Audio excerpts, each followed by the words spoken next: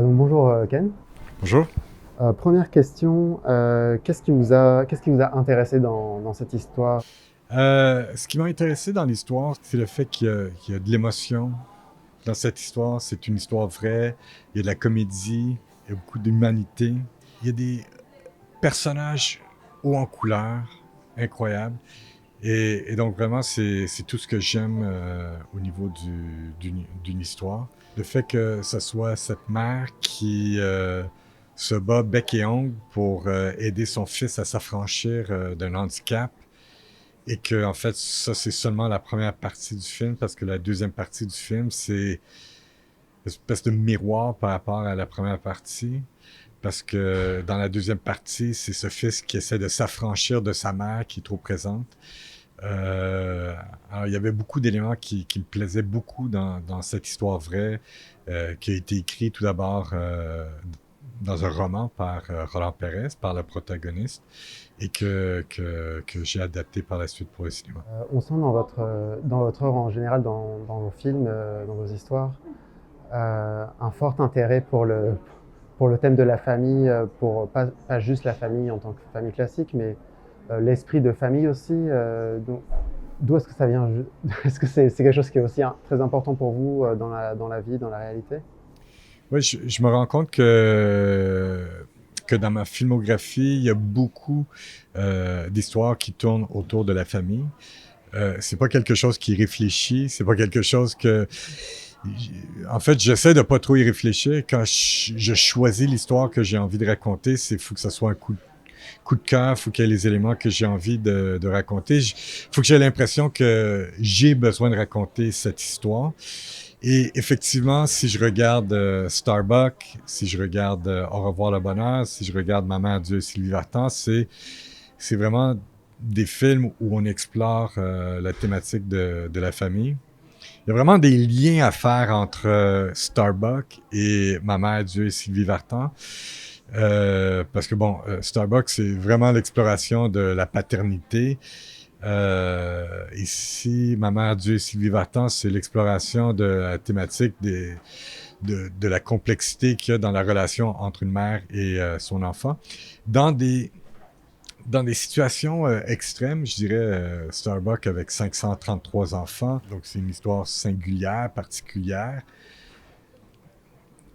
Ma mère, Dieu et Sylvie Vartan, il y a quelque chose de très, très spécifique, de particulier, où c'est une histoire qui commence dans les années 60 à Paris, dans une famille juive séfarade. Et il y a cette histoire de cette mère qui essaie d'aider son fils à s'affranchir de son handicap. Mais derrière tout ça, il y a des thématiques qui sont universelles et je pense que c'est surtout ça que je recherche, en fait. C'est des thématiques universelles, des thématiques qui peuvent toucher beaucoup de gens. Et j'avais l'impression que dans cette histoire, l'histoire vraie de Roland Pérez, il y avait une thématique universelle. D'ailleurs, le film est sorti il y a pas très longtemps, il y a juste un peu plus d'une semaine à Paris. Et, euh, et déjà, le film est vendu dans 35 pays à travers le monde, ce qui me fait dire qu'il y a quelque chose d'universel dans cette histoire. Vous parlez du handicap, donc le handicap qui est, dans ce cas précis, un pied-bot. Donc, Roland qui naît avec un pied-bot et tout le film part de là, part de cet événement-là qu'on voit au début du film. Toute la première partie du film, au niveau du découpage, on est au niveau des pieds, des jambes. Même il y a cet unijambiste qui tient sur des béquilles dans le métro à Paris, dans le fond. Est-ce que ça, c'était quelque chose que vous vouliez dès le départ inclure dans votre film, ou est-ce que c'est venu petit à petit? C'est une histoire vraie qui tourne autour de Roland Pérez qui est né avec le pied beau et qui avait cet handicap.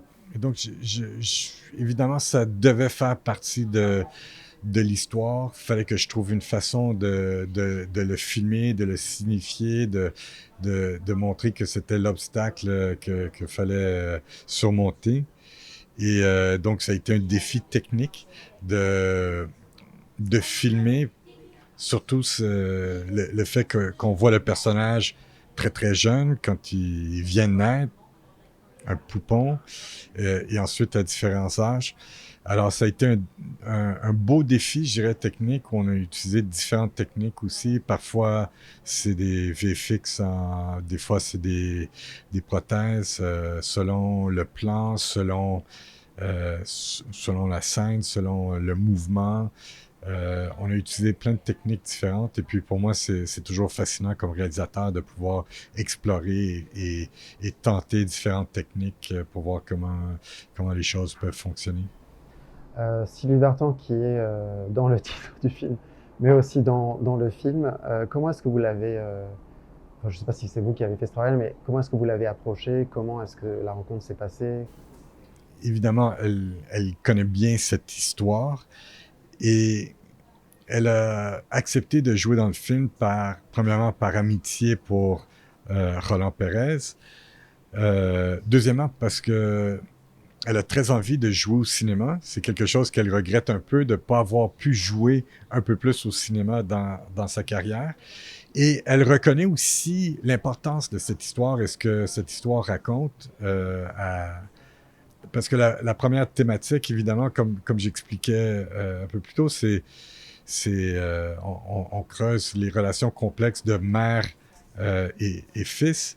Mais il y a une autre thématique qui est intéressante, c'est celle de l'influence des artistes sur les spectateurs et comment, à travers l'art, on peut influencer les gens.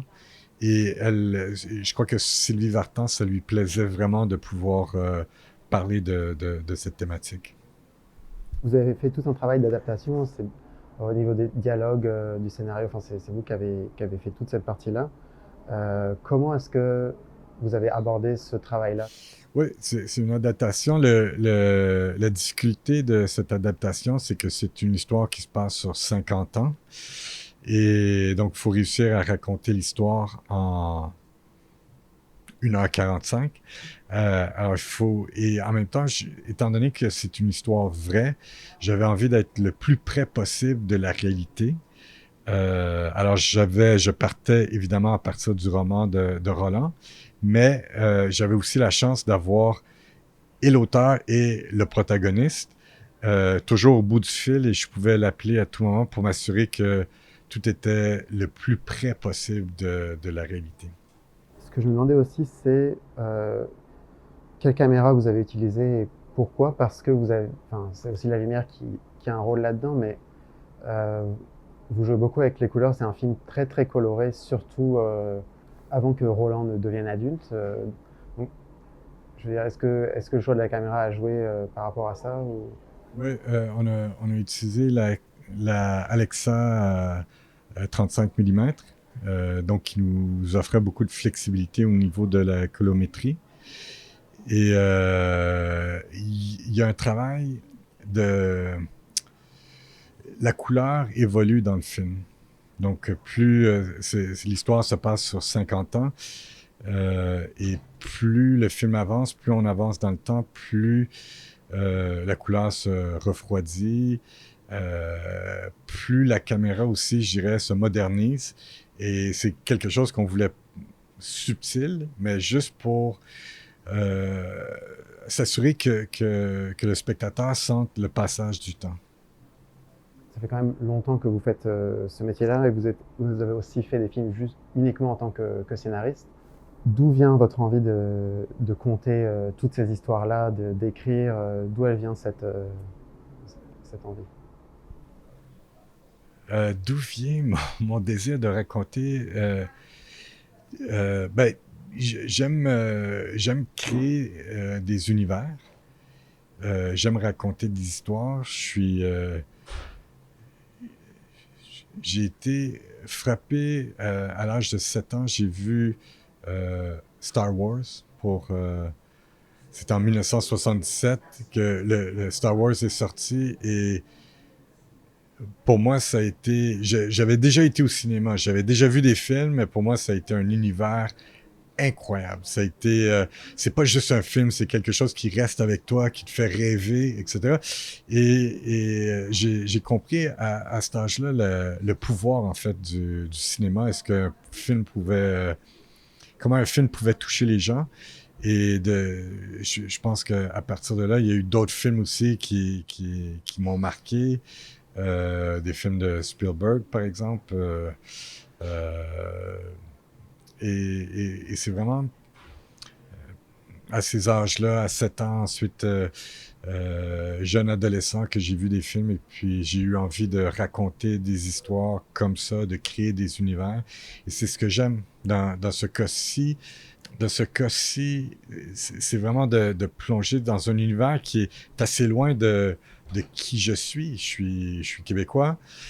Pourtant, c'est une histoire qui se passe à Paris dans les années 60, dans une communauté spécifique, mais c'est ce que j'aime, c'est d'aller à la rencontre de ces univers, de les recréer, puis de les interpréter d'une certaine façon, parce que c'est ça le cinéma, c'est de créer, c'est un point de vue, c'est une subjectivité, c'est point de vue d'un réalisateur, et c'est ce que j'aime, créer des univers qui sont dans un ton spécifique que j'aime, où il y a de l'émotion et il y a de l'humour, et puis on passe de l'un à l'autre de manière fluide.